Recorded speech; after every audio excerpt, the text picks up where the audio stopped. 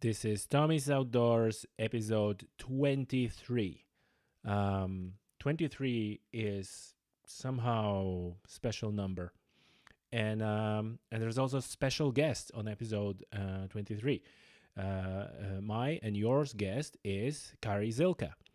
So you might remember that I was invited to Carrie's podcast, Hunt Fish Travel Podcast, Shark Week edition of the podcast.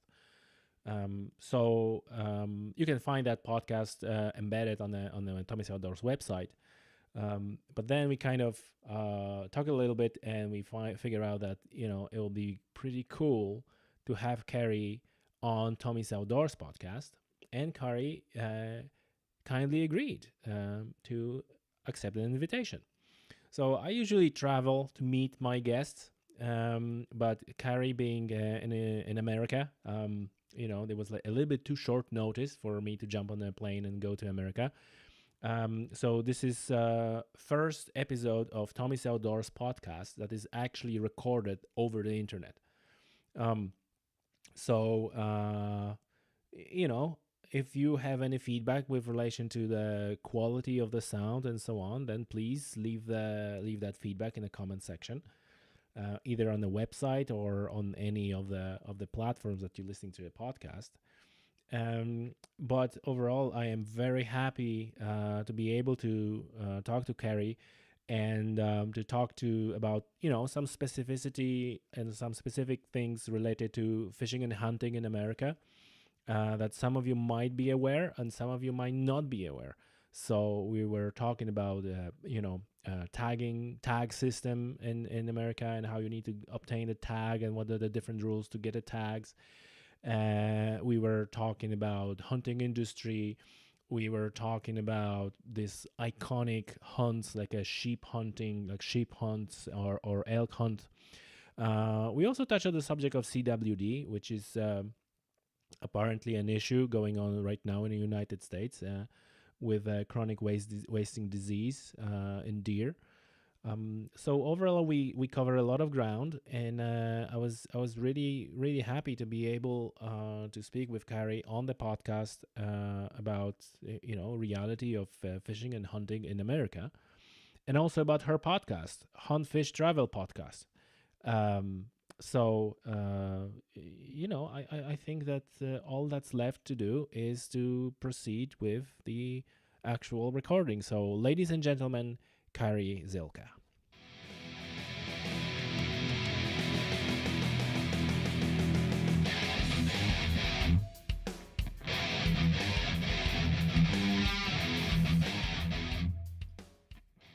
All right, with us today, Carrie Zylka.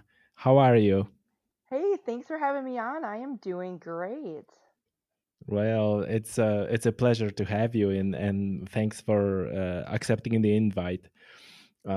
Maybe for the benefits of our listeners, a little bit how this happened, because the first I was on your podcast, and it was Shark Week podcast, and we have a conversation, and then like, well, okay, why didn't you come to Tommy's Outdoors podcast? And you kindly agreed. So this is why it's happening. And there are a couple of firsts. So first of all, you are the first American in Tommy's Outdoors podcast. Yay! I am Yeah. honored. Yes. So you representing the entire nation here. Great. Uh, No pressure. no pressure at all. So that's one thing. And secondly, this is first time I'm recording Tommy's Outdoors podcast actually over the internet. I usually travel to meet my guests, and the travel was a little bit long this time around, so we're doing that over the internet. And again, you kind of introduced me to this wonderful tool that we're using, that I hope it's going to work just right. So for our listeners, if you have any comments with relation to sound quality, please leave it in the comments section. So thank you for that. This is entirety of that podcast is thanks to you, Carrie. Yay, I feel so cool. Yeah, you are. So anyway, listen, so we already mentioned that you hosting number of podcasts. And so maybe you're gonna talk a little bit about that. What are those podcasts where our listeners can find them, and especially this one special podcast? Sure.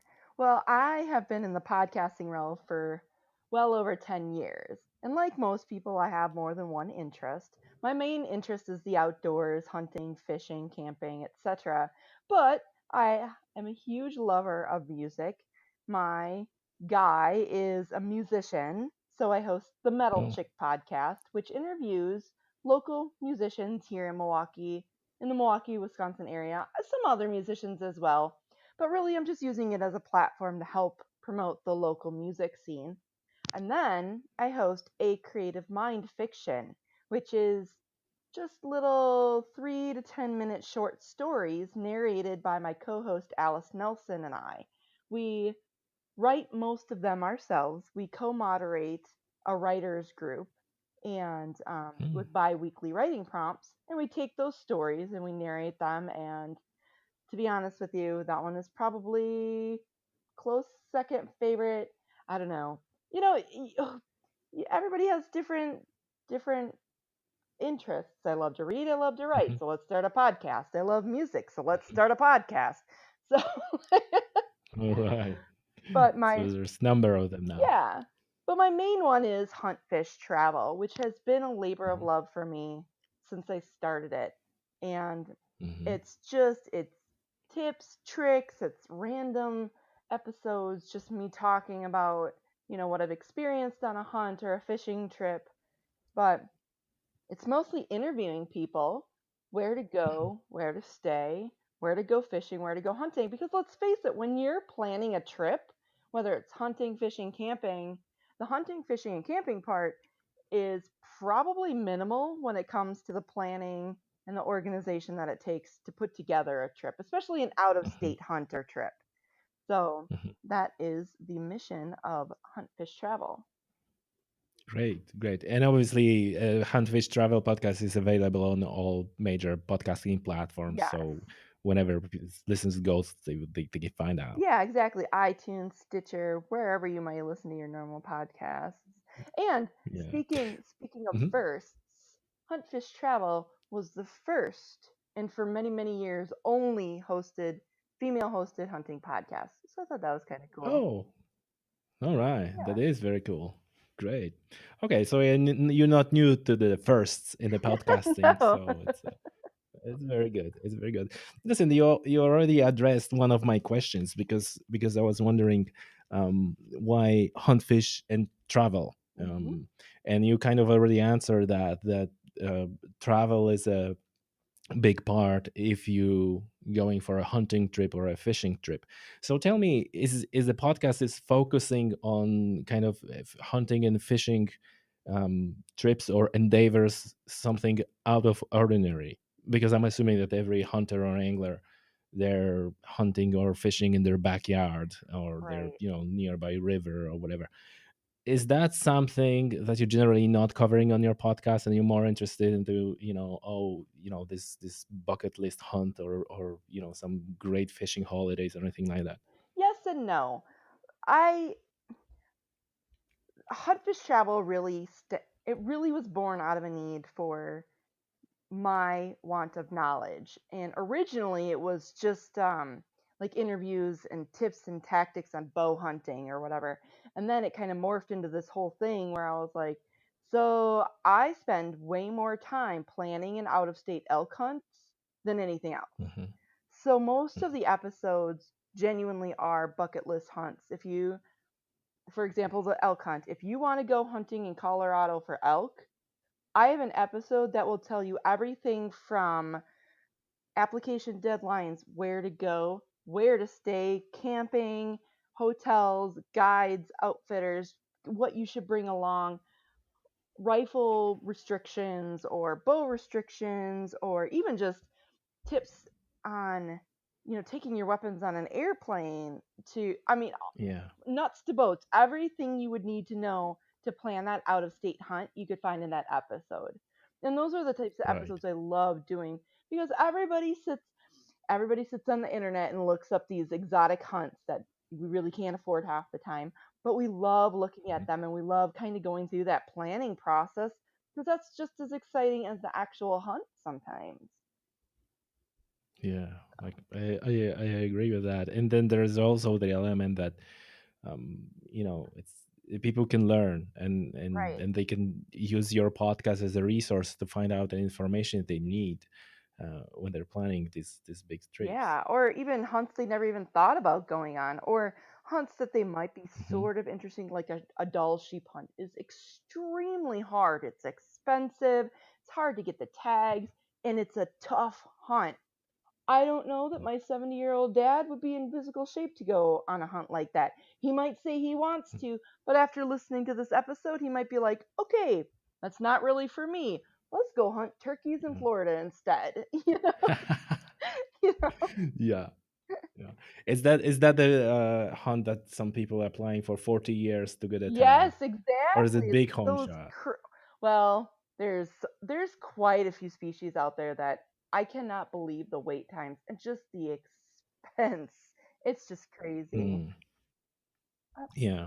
Can you maybe lay it out for our listeners these species of sheep and what's the difference and kind of explain a little bit about the whole, because this is like a whole separate kind of genre of hunting, really, sheep hunting, right? Yes. So there is a grand slam.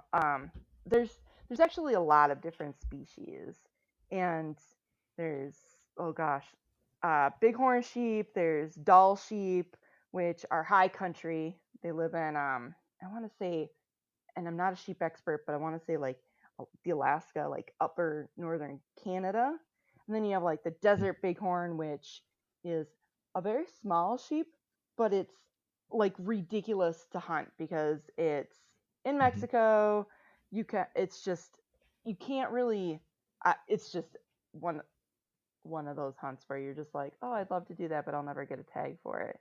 There's stone sheep, which is one of the most expensive sheep in Alaska. Oh, stone Yeah, sheep. Yeah.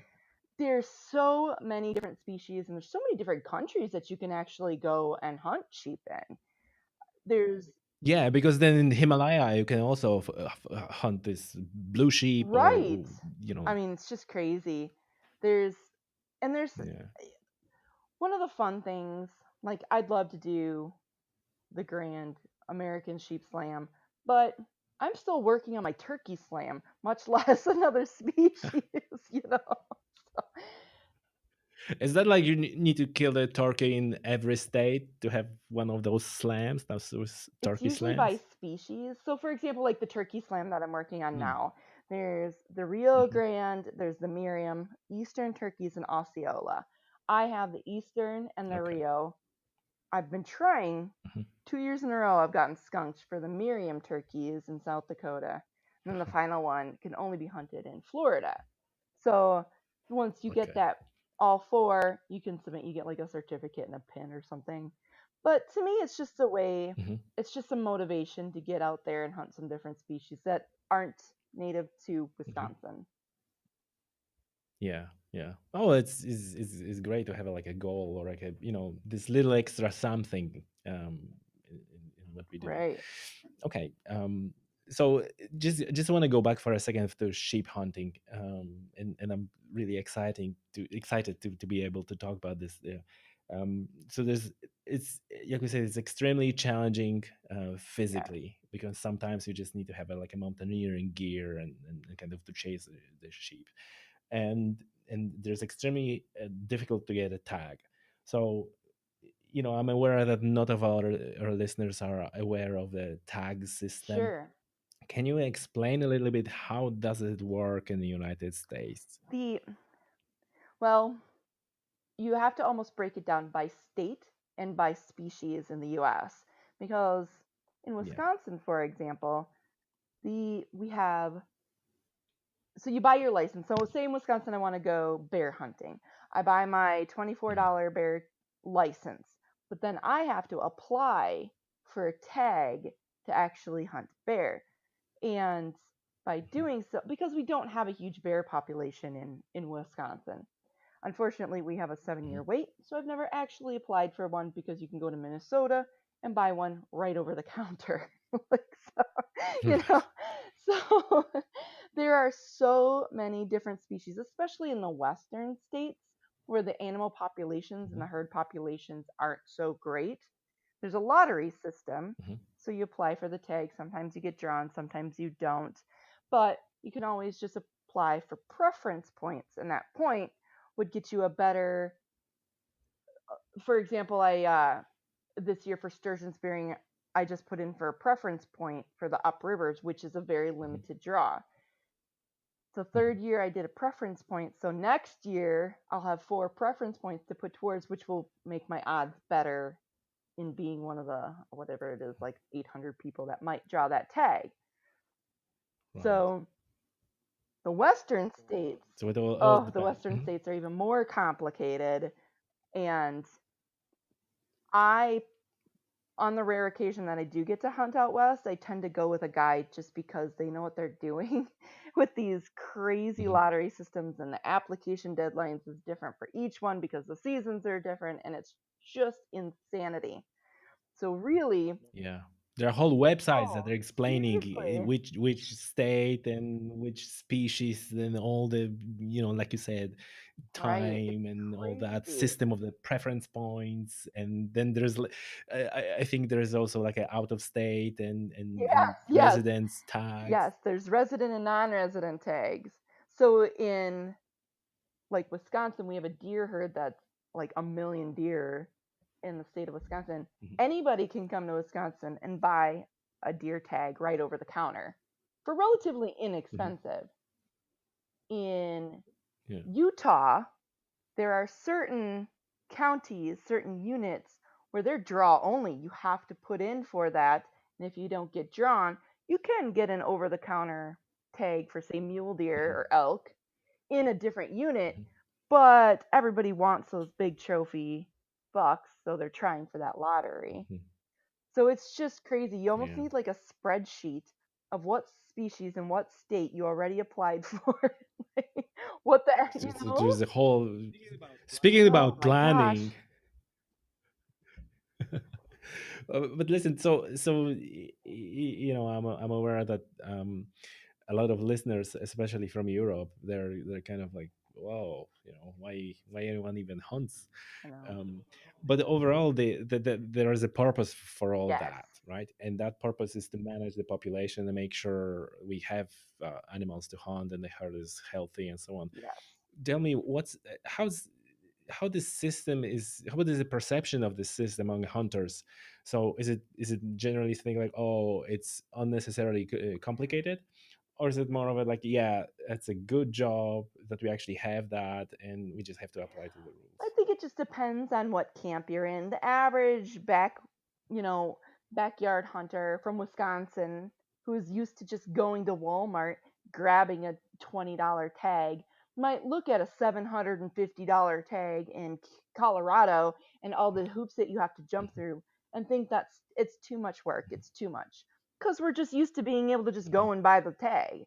Where Mhm. someone like me who is really conscious of conservation, I'm happy to jump through those Mhm. hoops because that means that the herd that I'm hunting is a healthy one.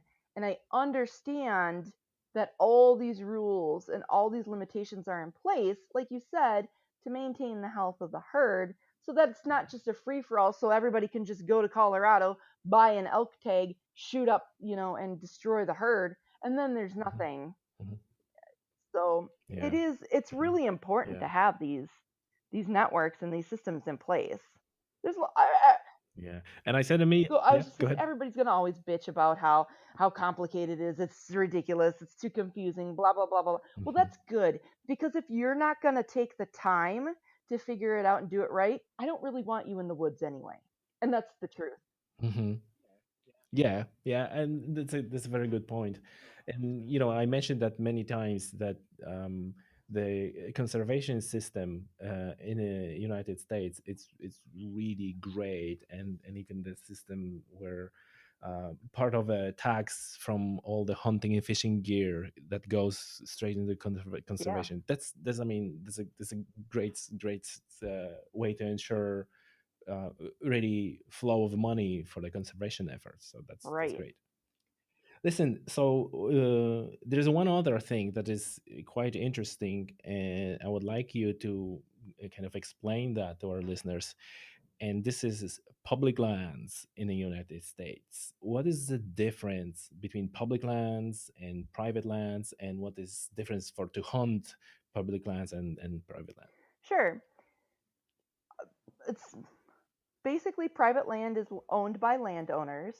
Public land is any land open to the public for recreational activities. Not all public land is open to hunting. Some of it's Hmm. only open, like some are wildlife sanctuaries. You can go and take photographs there. You can go and take your dog there and go hiking. You can hunt in Hmm. some of them. Okay. Most, and even like we have state and federal parks, campgrounds Hmm. that are open to hunting as well. Everything is very strictly regulated. The But there are also programs that, say you own 1,000 acres in Wisconsin and you're retired Hmm. and you're just kind of looking, you don't do anything with the land, maybe you're looking for some tax write offs. There are Hmm. several programs that you can enter into to get tax breaks by allowing the public onto your land for those recreational activities. No, most of the time it's hunting. Um, Yeah. there are some programs where a hunter may have to sign in before they're allowed. You might have to get permission or just let the landowner know that you're there. There are other Hmm. programs where it's just a free for all. It's just like public land. It's open to the public. Anyone can hunt there as long as they are respectful. They're not tearing it up with their Yeah. trucks and stuff. Yeah. Public Yeah. land I, and I private air, mhm. there's I know what you're going to ask me too about, because there's a lot of controversy going on right now. Yeah. So before we go into the controversy, Okay. I suppose the thing that is like kind of unique, is that and what I always saying that this is, so sometimes I think like Americans try to do everything so it's not like in Europe, right?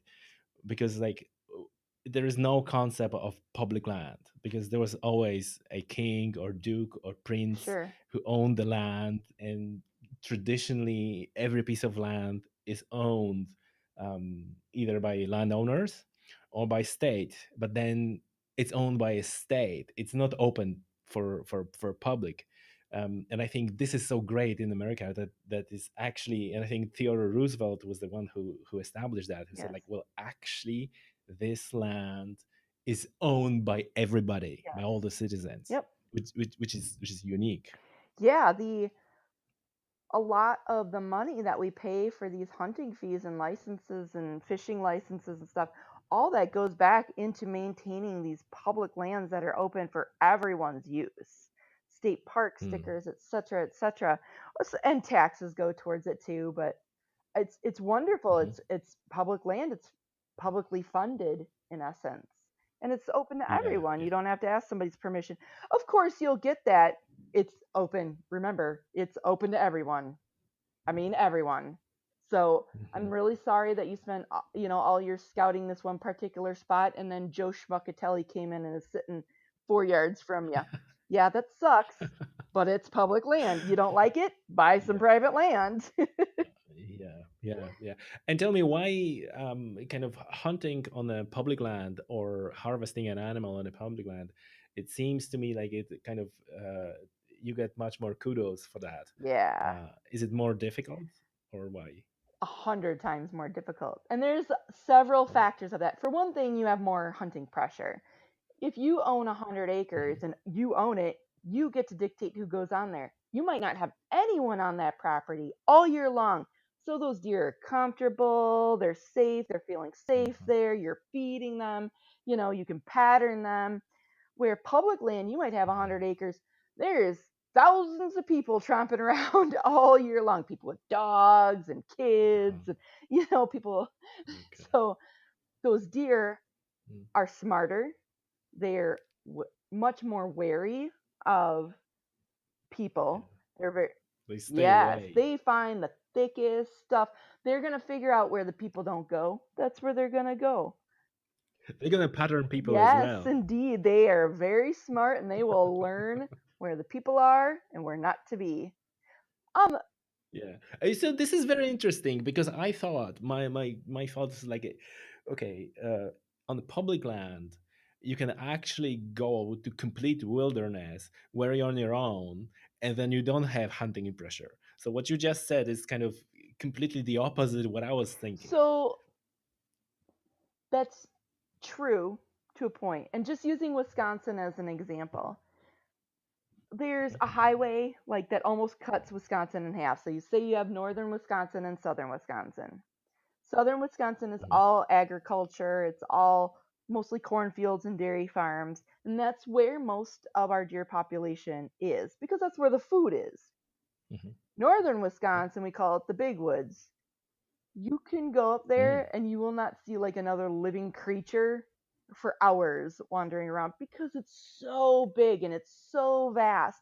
And there are only so a million deer sounds like a lot, but there are only so many deer mhm. in say a 100-acre parcel, and those deers are moving through and they're Yeah. traveling. So it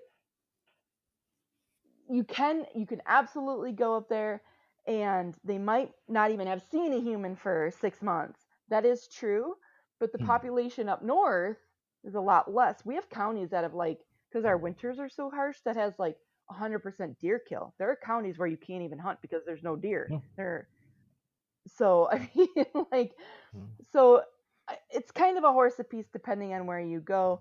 And two, they might notice that you're there. They might, smell you, so they're going to stay away.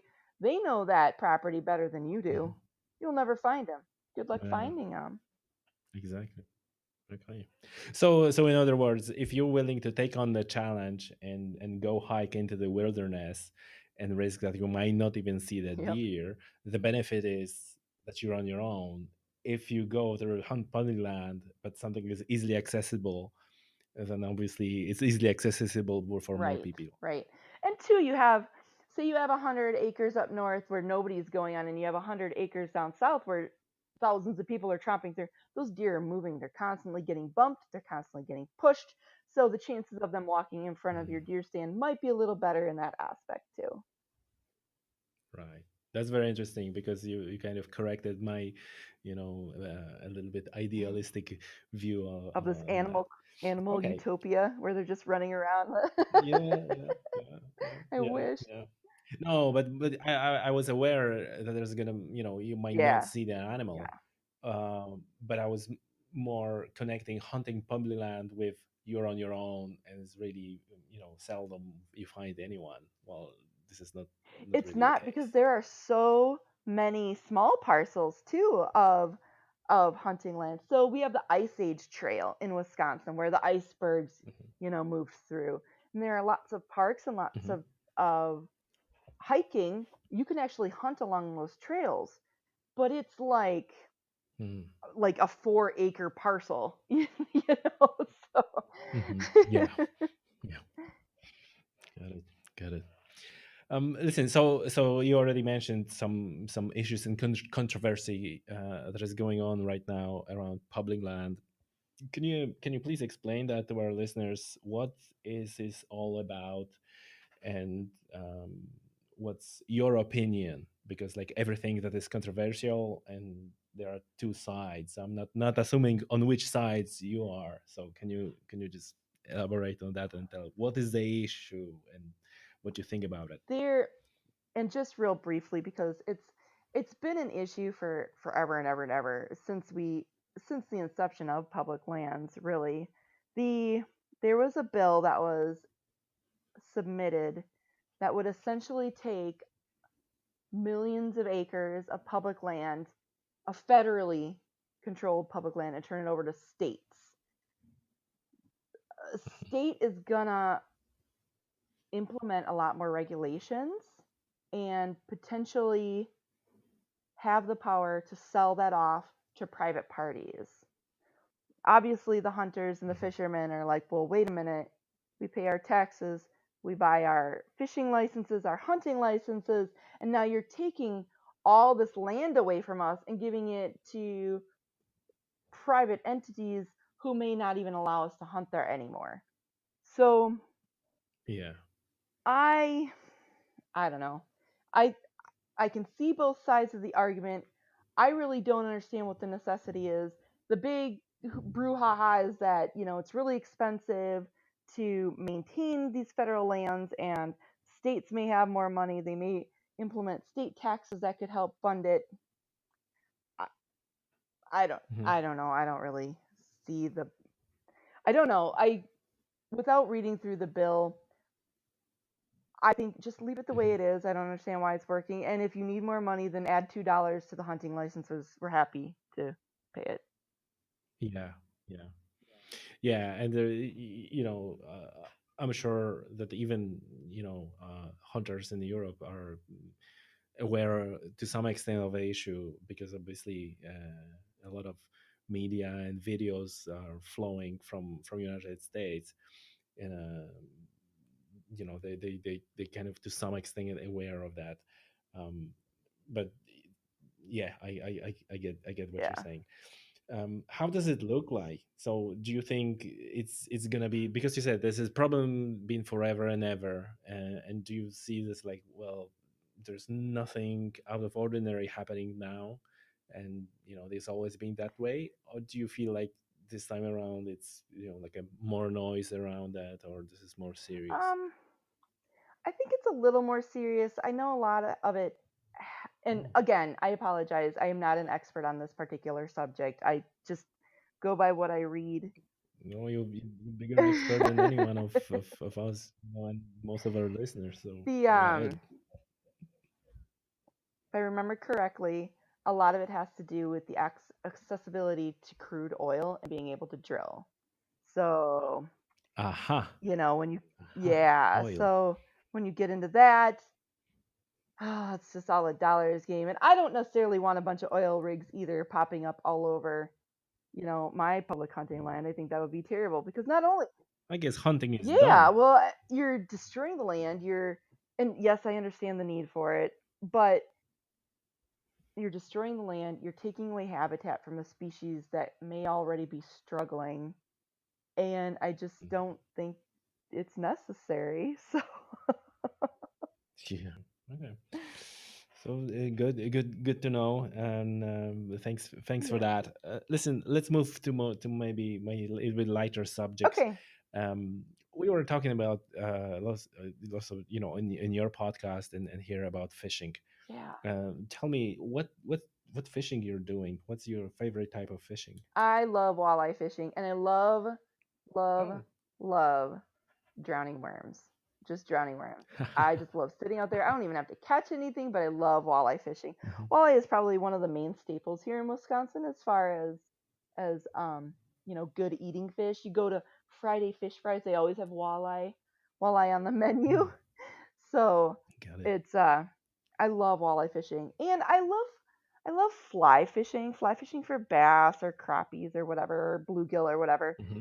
But walleye fishing is definitely, Walleye fishing. yeah. And do you fish in the ocean? I don't get to because I'm in Wisconsin, so I don't get out to the Yeah. ocean too often. Yeah, but I mean, like one of the trips, or like um, you know, I just remember that your one of your recent episode of a oh podcast. I yeah, think it was about a fishing Costa Costa Rica. Rica. I'd love to go. I have never actually fished in the ocean. Isn't that crazy? Mm. I've been on many trips to the ocean. We're always like, let's Hmm. do a deep sea dive or whatever, or a deep sea fishing Hmm. charter, and for whatever reason, we just never have. That I'd love to go to Belize, or I'd love to fish Hmm. in the Bahamas. To be honest with you, I'd love to go fly Right, fishing right. in the Bahamas. Yeah, for big strong fish. Yes. Um, I was really, when I moved to Ireland, there was also kind of like a learning curve to kind of learn to fish in the sea, fish in the ocean, and just the mass of water compared to fishing in the river or in a lake. it's different. The rig is heavier, Yeah. your rod is heavier, the fish is stronger. Is completely different. It's like a learning curve. So Well, it's quite exciting. and even because like and I guess it's probably just because I, grew up fishing, casting and fly fishing and stuff. Hmm. I've done some of those the big charters like on Lake Michigan where you are just trolling and stuff, and I don't find that to be as enjoyable as Hmm. say fly fishing where you're constantly moving and you're constantly active. But that's Yes. just personal preference. Yeah, I know. I also prefer kind of spinning, fishing, Yeah.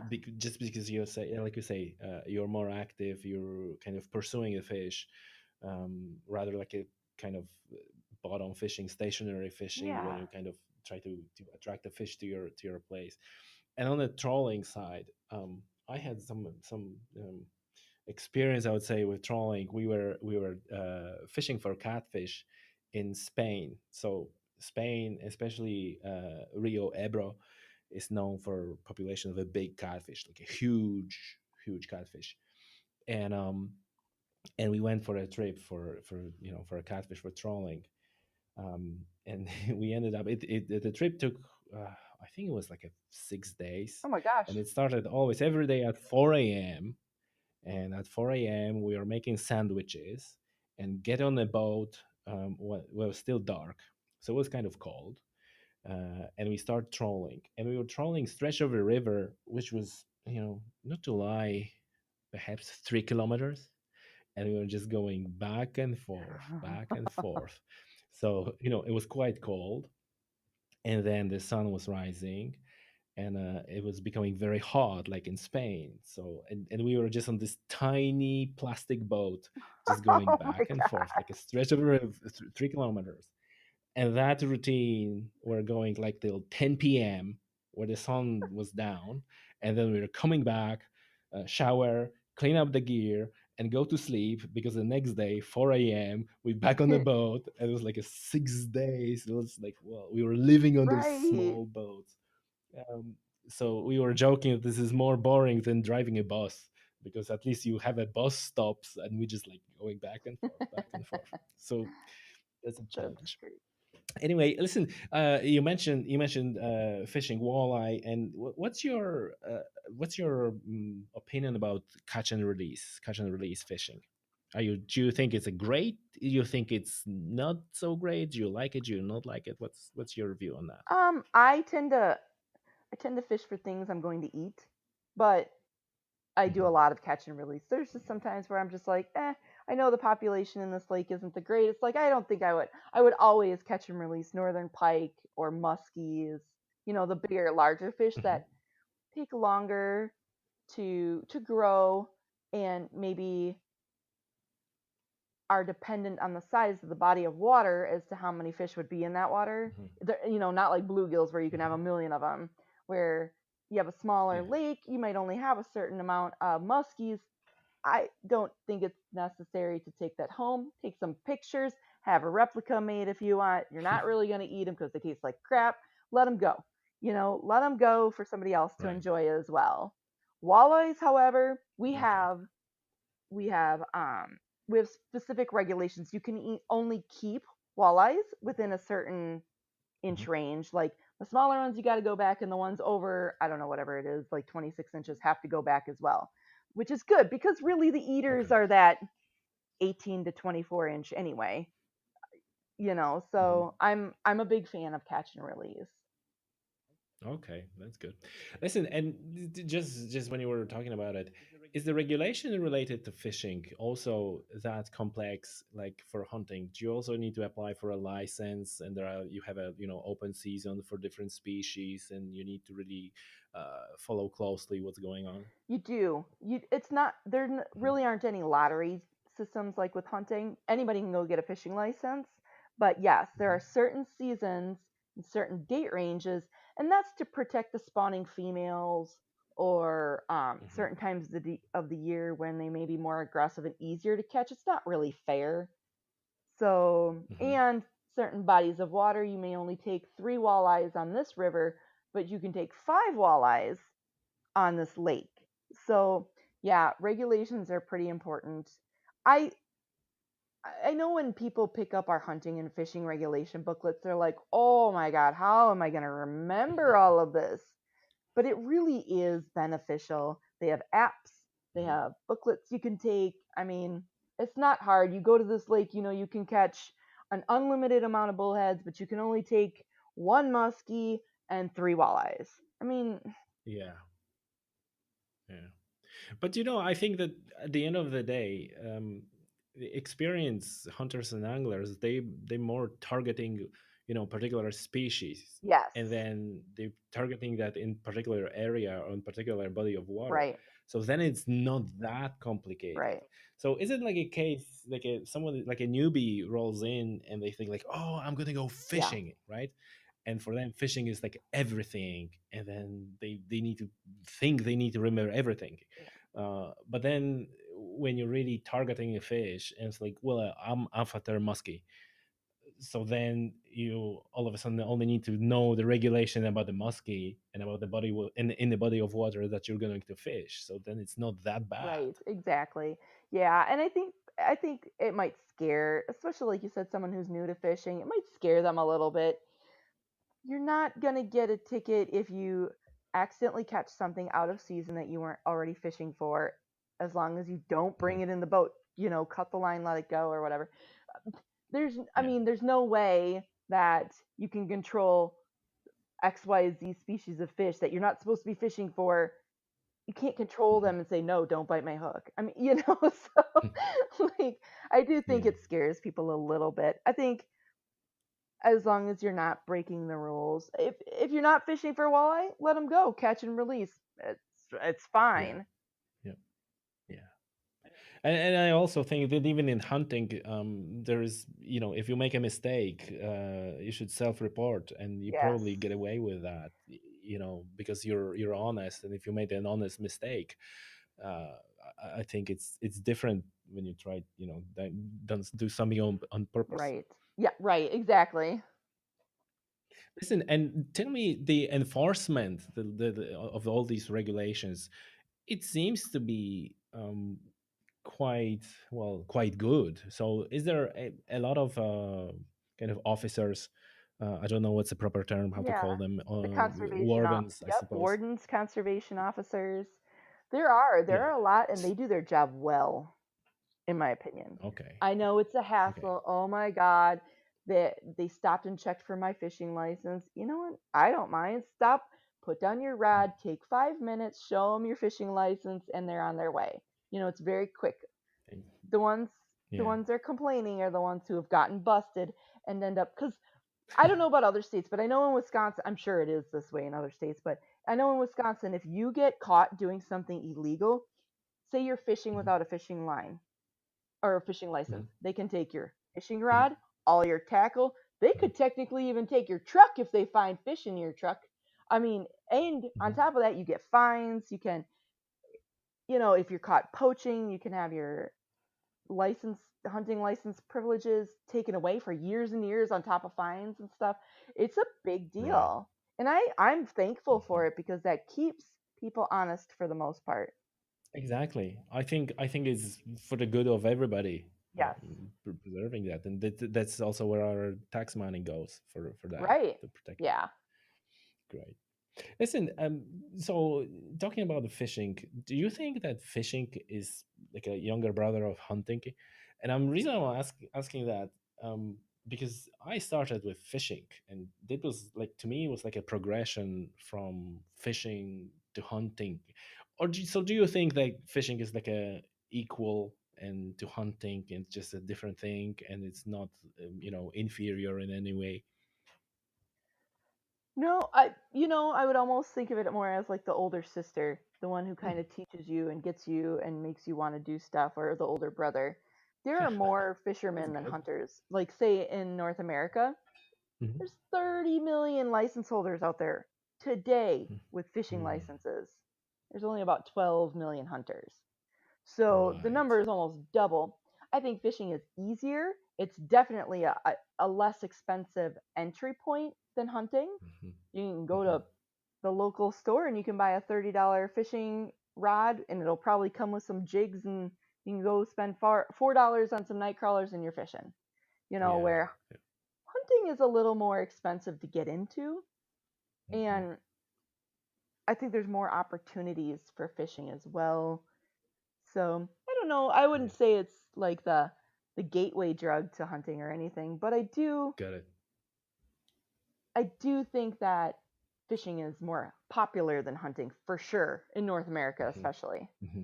Hmm. Yeah, and I was just thinking when he was saying that, I was just thinking that also in Europe you have quite more stringent gun laws. So also Yes. there is this entry point is much higher because you need to go through all the paperwork, and before we can, like Ireland, where I live, it's probably most restrictive country in Europe when it comes to guns, and some laws are just ridiculous. So you really have to jump all the hoops to even get a basic hunting rifle. And Yeah. to be honest, when I was thinking about getting into hunting, I my first thought was like, oh, I'm gonna go bow hunting, because bow seemed to me kind of closer to the fishing rod. And then I thought I don't have to go through all the hassle of getting permit for the gun and whatever. But then it turns out that the bow hunting is banned in most of Europe for some I reason. know, So that's so I couldn't do crazy. that. Yeah, it is. It is. It's apparently inhumane for, yeah. But Oh. I don't even want to go there, right? But so that's what I have to then apply for the permit and all that, and end up with a gun, Yeah. with a rifle. Um, Listen, you mentioned turkey hunting. Hmm. Is that true? That turkey hunting have as like a special place in the whole time, all types of hunting, like sheep hunting and turkey hunting is also like this little special flavor to it. Yes. I think that, I think, and again, just using like the Midwest, most people hunt deer because that's what Hmm. granddad hunted. And there are Uh-huh. some states like Wisconsin, our turkeys got hunted out. We didn't even have turkeys for decades. So then they were Yeah. reintroduced and now they're prevalent. Turkey hunting is so much fun because turkeys are Hmm. interactive. They'll talk back to you. You get them gobbling and they're running around like maniacs. Deer are quiet. You kind of got to be in the right place at the right time and hope one walks by. You can bring them turkeys in. So I think that when you ask somebody who's been turkey hunting or deer hunting, Hmm. they will definitely say deer hunting or turkey hunting is more exciting. There's going to be the Right. exception to the rule, of course, those people who get to hunt the big bucks all the time. Yes, I'm sure they'll say it's Yeah. more exciting.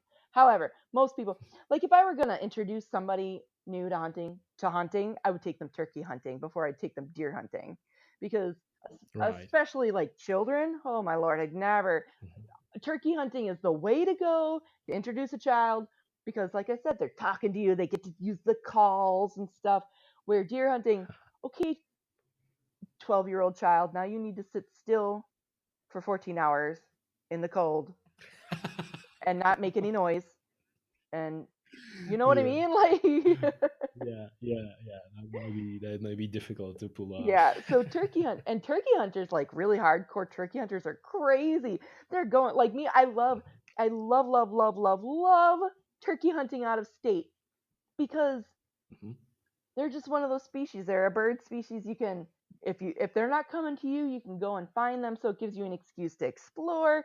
It's usually less expensive to get a non-resident turkey tag than it is say an elk or a deer tag. It's just so Mhm. fun, and there's so many cool places to go turkey hunting. Yeah, and then you have your turkey slam just Yes. waiting for you. Oh, I gotta get it Uh, done. sure, I'm sure you will. Sure you will. Listen, deer hunting. Now, is deer hunting and elk hunting considered different things? Yes. Because like a elk is like a big deer. Yeah, they're in the same species. They're cervids, but like I mean, you can break it down. Even deer hunting, there's different species of deer. There's like 30 different. Yeah. I wrote a blog once and I was like appalled at the amount of species of deer, huntable species. Um, but there's in the United States. Yeah, just in the U.S. But the two main I thought ones. there's like three: Oh whitetail, God, no. then the blacktail, and then the mule deer. There's like a whole bunch of them on the East Coast. Well, blacktails are a subspecies of mule deer. So I mean, Yes. there's species and subspecies, and it's just insanity. But Oh. yeah, mule deer And then you have a and white. slam as well for Yes, that, you do. probably. I know. I know.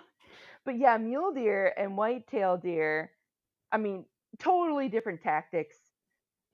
Hmm. Elk are up- are really quite different. Their rack structure is completely different Hmm. than say a whitetail or a blacktail or a white or a mule deer. So Sure, sure. And this is also again like a carries tremendous amount of kudos to hunt elk, because oh my again god. the retrieving then is the challenge as well, because you have a lot of meat and you have to carry that out, Yeah. especially if you hike number of miles where you kill the elk, Right. the deer. Yep, packing it out and a lot of elk hunts.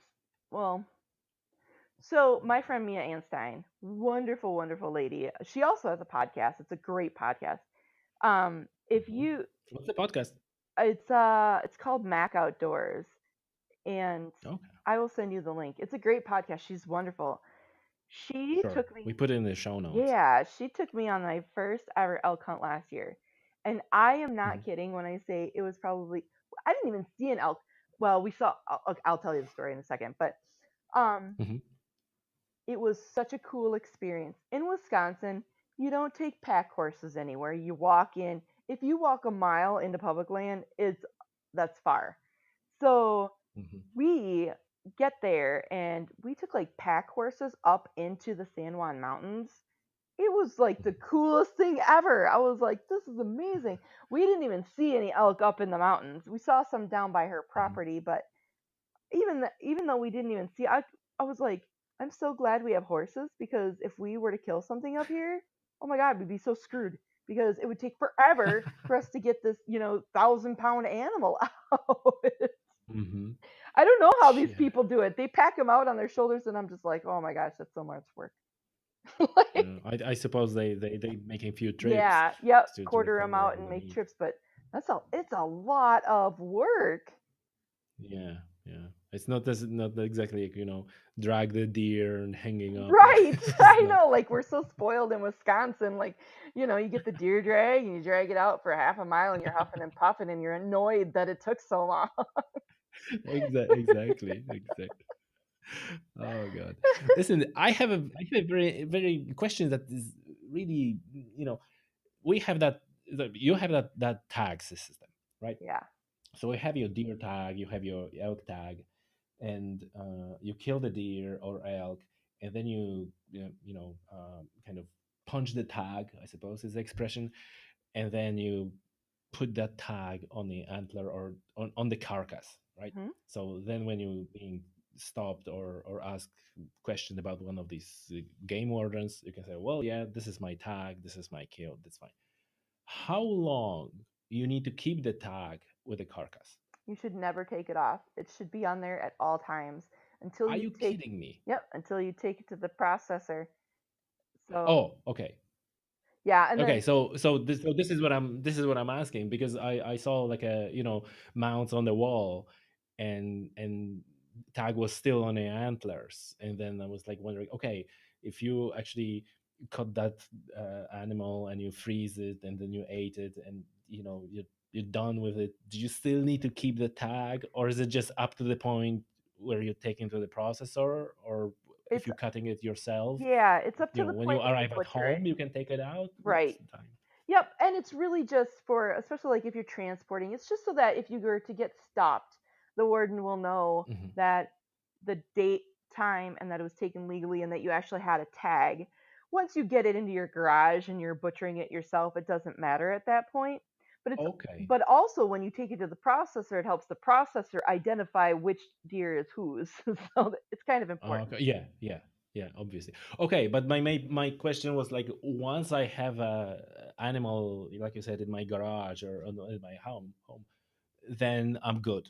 Yeah. I can take out the tag and no warden comes, knocking to my doors and it's like, hey, that deer that you have in the backyard, where's your tag for it? Yeah, as far as I know, once you have it in your garage, I don't think you have to have it on there because Mhm. uh, I mean, ooh, I'd have to look up the laws, but I'm pretty sure it doesn't matter at that point because then you're butchering it and you could I guess in theory a warden could get a report that maybe you took a deer illegally where they might come to your house and ask for proof. Mhm. But at that point, you've got the tag off and it's punched, and I mean, obviously, it's been attached to something. Yeah. So Yeah. Okay. So just to be sure, keep that tag in a kind of binder somewhere, yeah, file it, and in case the right, warden comes knocking a week later. right. Because once it's up on the wall, though, you don't have to keep the tag on it or anything. Mhm. Sure, sure. Um, Listen, I also recently seen one of your tweets about the hunting industry, and I'm jumping a little bit here Okay. from topic to topic, but the topic about the anti-hunters, and I was wondering how strong, and if that strong movement right now, kind of people who are opposing hunting, and then you said like the really hunting industry, which is like a serious big industry, is handling the whole situation in a great way. I think that so over the years, obviously with the advent of the internet, hunter harassment has increased. There are Mhm. people who invite the controversy Mhm. because they know it's going to provide them media attention. Mhm. Those people, Yeah. I don't care for them. I think that's garbage. The Mhm. most if I post a picture of me posing with a giraffe, I am Mhm. going to get backlash. I know this. I'm posting it knowing that, and if you don't know that, I don't know what who raised you because that's just common Yeah. knowledge. You're Yeah. probably going to get more backlash posing with a giraffe than with a white-tailed deer because especially like in the Yes. US, we don't have giraffes running around. The only time we get to see a giraffe is in the zoo. So, Mm. over in So it's Africa, like you kill the pet. yes, over in Africa, it's not that big of a deal. Honest to God, because Mhm. they eat them. Mhm. It's no, Mhm. so you have to be conscious of what you're posting online. If you're not interested in getting that kind of backlash and handling it, then don't post it. You don't have to post anything, FYI. I Mhm. think that Yeah. most people handle it really well. If you ignore them, they'll go away. I I Mhm. mean, feeding the trolls is a mistake in my opinion. I shared that I shared an email screenshot of somebody who signed me up for like a PETA like I saw that. Like, how did that happen? I don't know, jerk. Somebody got a hold of my email address and was like, "I'll sign her up for this PETA newsletter or whatever." I was like, "You jerks." But whatever. I made a joke out of it because it's funny. I don't care. I get emails, I get people posting on my website horrible, terrible, terrible, terrible things. I just go through and delete them. I'm not going to engage with them Mhm. because that's what they're looking for. They're looking for your attention. I am too busy to spend time Mhm. in an internet fight with somebody who doesn't understand the basic tenets of conservation anyway. I'm not going Yeah. to change their mind. I'm there may be some out there who are asking questions who might be anti-hunters. If you ask me a question in a respectful way, I have no problem engaging with you. We might not agree. I am okay with that. I Mhm. am okay with you being a vegan. I am not okay with you infringing upon my rights to hunt. Just like I'm not going to infringe on your rights to not eat meat. I'm fine with that. Mm. I served in the military. That's the whole point of serving my country was so that you could have that freedom to make that choice. I don't mind. What I hate Mm. is Yeah. when you come at me and tell me that I shouldn't be doing something because you don't agree with it. Well, I don't care. Yeah. Yeah. It's my right to do so. How? Tell you what to do. Yeah.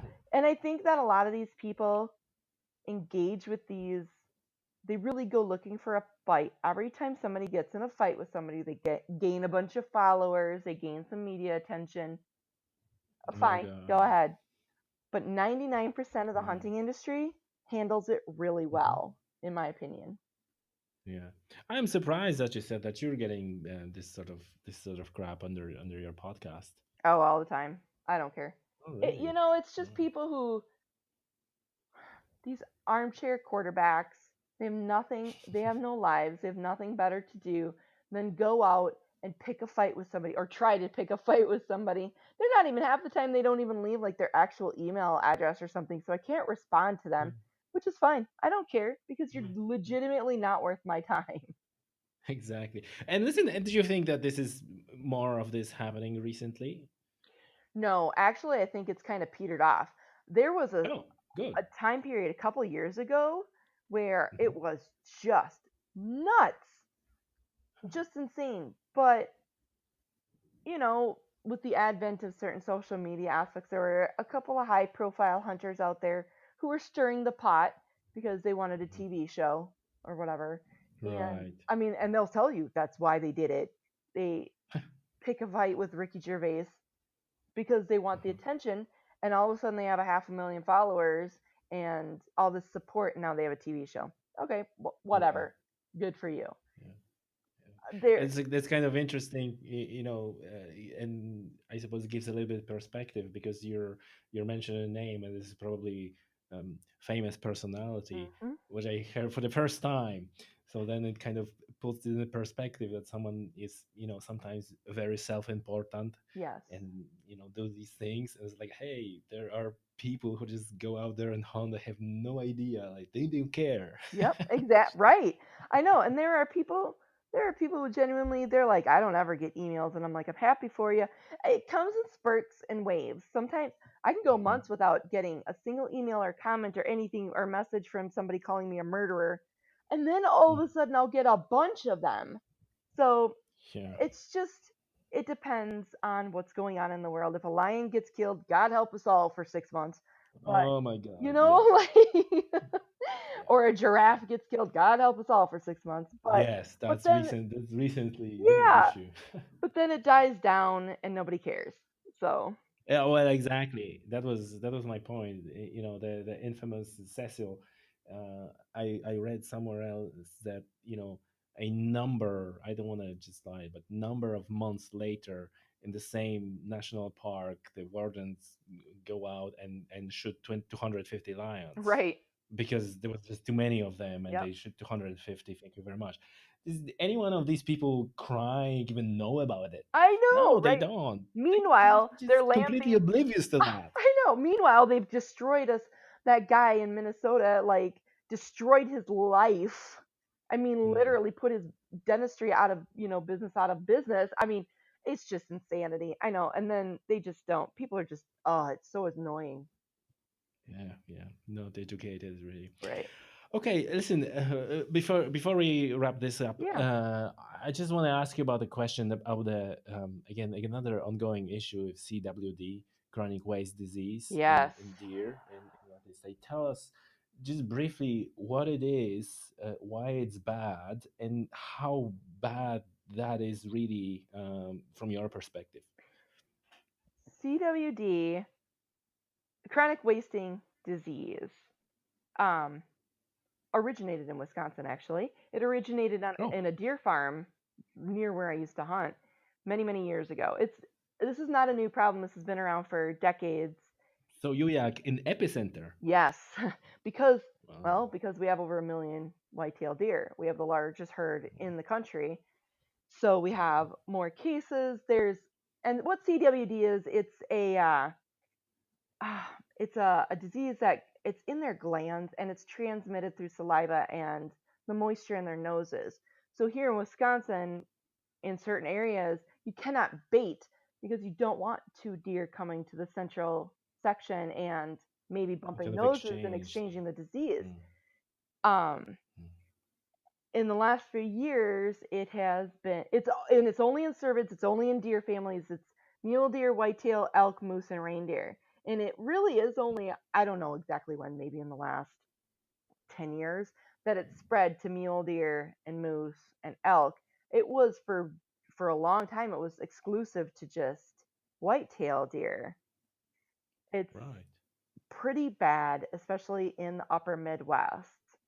Um, Mm. it's a horrible disease, and it's just I don't really care to eat meat in a CWD Mhm. area, even though Mhm. there's no evidence that it can transfer from deer to humans. Yeah. I don't know. Why take that But this chance? is like there is a similar disease in cows, right? The mad cow disease, Yes, and then in humans, Creutzfeldt-Jakob disease. There's like a one group of diseases, but it seems like they're not kind of interchangeable for the want of a better word between the species. right, right. And luckily, that's been handled where they don't have a cure for CWD. CWD is fatal. Once a deer gets it, they're done. And Mm. you can test. You can when you shoot a deer, you can have a test done. I think it's their lymph nodes that they take out. And now, recently, they came up with a test through their tonsils where they can test to see if it's Oh. CWD positive or not. And Mhm. I don't know. Unfortunately, I do hunt. I guess I shouldn't say I wouldn't eat deer from the CWD area Mhm. because at this point, like most of Wisconsin, there have been reports of deer with Right. CWD. But Right. I don't know. I Right. hope they find a And do you see like a decrease in the population of deer no. because of Nope. no? No, you would think that it's Mother's Nature way of helping control the population, but our population is crazy. We the DNR Okay. won't confirm it, but I've got reports that state that we have over 1 million deer in Wisconsin, which is why we give out I mean, 500,000 licenses are sold every year, hundreds and hundreds and hundreds of thousands of hunters in the woods during that gun season trying to shoot the deer, and it barely makes a dent in the population. Okay. No, that's interesting because I always have the opinion that you hear various things and you think it's the next worst thing in the world, and then you need to really speak with people who are on the ground. And like you said, you live in the epicenter when it all started. Yes, And do you see the dent in the population? No, there's actually plenty of deer. we don't. We have tons of deer, Oh, and it's like I said, it's probably just Mother's Nature way of helping control the herd too. yeah, I'm a big believer that Mother Nature yeah. will take care of business. Uh-huh. Yeah, that's no doubt. Listen, Carrie, any final thoughts, and maybe tell our listeners how to get touch and where's your website, how to get touch on you, and where to listen to your podcast. Sure. Well, you can always find Huntfish Travel on iTunes, Stitcher, any podcasting app. You can go to my website, carriezylka.com, CarrieZylka.com, and I have there a list of all the podcasts that I host, and you can listen right there on the website. Feel free to find me on Facebook, Twitter, any social media platform. It's just at Carrie Zylka. And full disclosure, in case I said anything wrong or gave incorrect statistics, I am not a deer biologist, and I'm not Wikipedia. So don't send me hate mail. I So noticed that I'm getting that very very very often because I'm kind of asking these questions and kind of try to dig a little bit, and it's a little bit like, oh, like, but that's fine. Which is, I'm sure I'm said a lot of stupid things as well. So I don't know. there's no problem. Listen, Carrie, thank you very much for doing this. I Yeah, really thanks for enjoyed having it. me on. It was Absolutely. Listen, cool. and it was so great to again to have somebody from the United States and being able to uh, talk about fishing and hunting there. So Yeah. I wish you hit your turkey slam, or Yeah, I don't know thank what's you. I'm sure it's gonna happen. And thank you very much. Yeah, thanks again for having me on. It was a real pleasure. Same here. Bye bye. Bye.